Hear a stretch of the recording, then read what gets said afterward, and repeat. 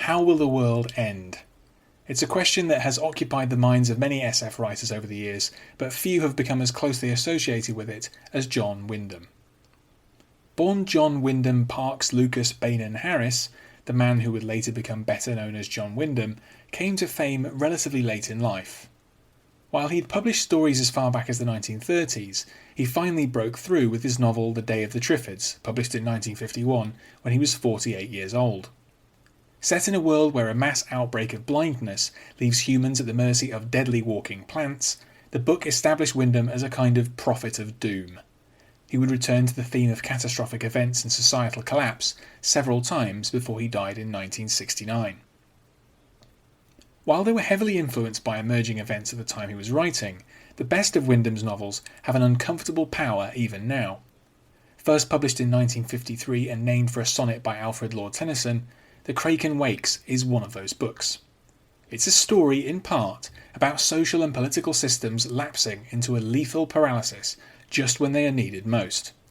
In a world ravaged by a pandemic, economic shocks and climate breakdown, this is a novel which may be more relevant now than ever before. In his classic 1897 novel The War of the Worlds, H.G. Wells depicted the planet Earth coming under a devastating attack by malevolent and inscrutable aliens from Mars. In many ways, The Kraken Wakes is John Wyndham's own version of the same story. The difference is that in this version, the alien menace is even more cunning and mysterious. In the novel, the world experiences an attack which occurs so gradually and is so little understood that by the time the world powers realise what's happening, the war is already over. The book takes the form of a recollection written by a British journalist, Mike Watson, who divides the alien invasion into 3 numbered phases. Together with his wife and colleague Phyllis, Mike experiences many crucial events firsthand, as they are sent by their employers to cover the emerging situation. This structure allows Wyndham to gradually increase the tension of the story, and to present his central idea, that governments are prone to being fatally short-sighted and unable to set aside their differences in order to combat a threat to humanity. Clearly, this continues to have relevance today. Phase 1 of the invasion doesn't look much like an invasion at all. Numerous strange red lights are seen in the sky. Mike and Phyllis witness this themselves while on a cruise ship celebrating their honeymoon. In time, it becomes clear that objects are landing only in the deepest part of the ocean. Even when numerous ships are sunk in strange circumstances while trying to cross these areas, the world's governments seem incapable of action. All that the major powers seem able to do is to blame each other. In the West, many people believe that the sinkings are an insidious plot by the Soviet Union. This plot element, of course, reflects the novel's origin in the early years of the Cold War. During Phase 2, things begin to take a much more obviously sinister and alien turn. Bizarre biological constructions, quickly nicknamed sea tanks, begin emerging from the ocean and attacking coastal towns and cities. These contraptions are a clear equivalent to the Martian tripods in the War of the Worlds, and they abduct people and drag them into the sea. Again, Mike and Phyllis witness this firsthand. Finally, after the sea tank threat appears to have subsided, the aliens begin their endgame in Phase 3.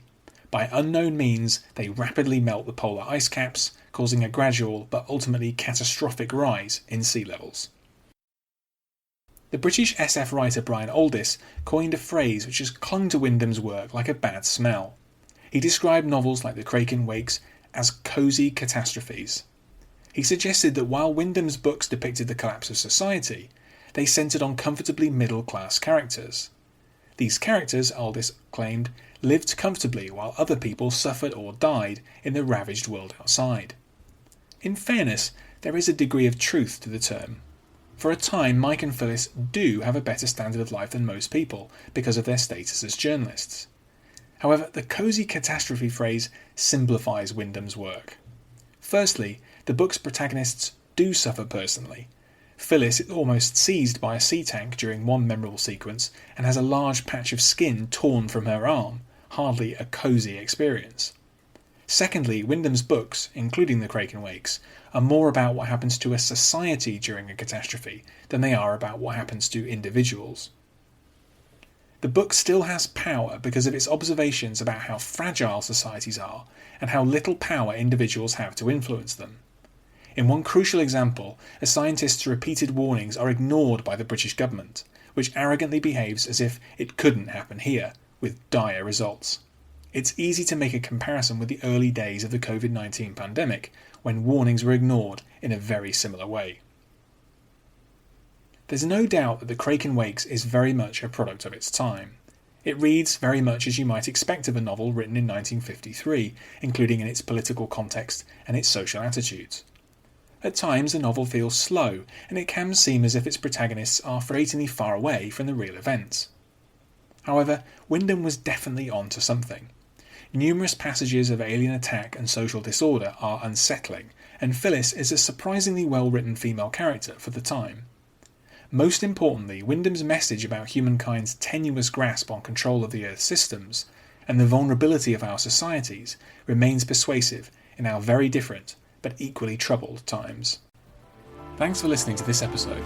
You can find more of my writing in text and audio form at my site andyjohnson.xyz.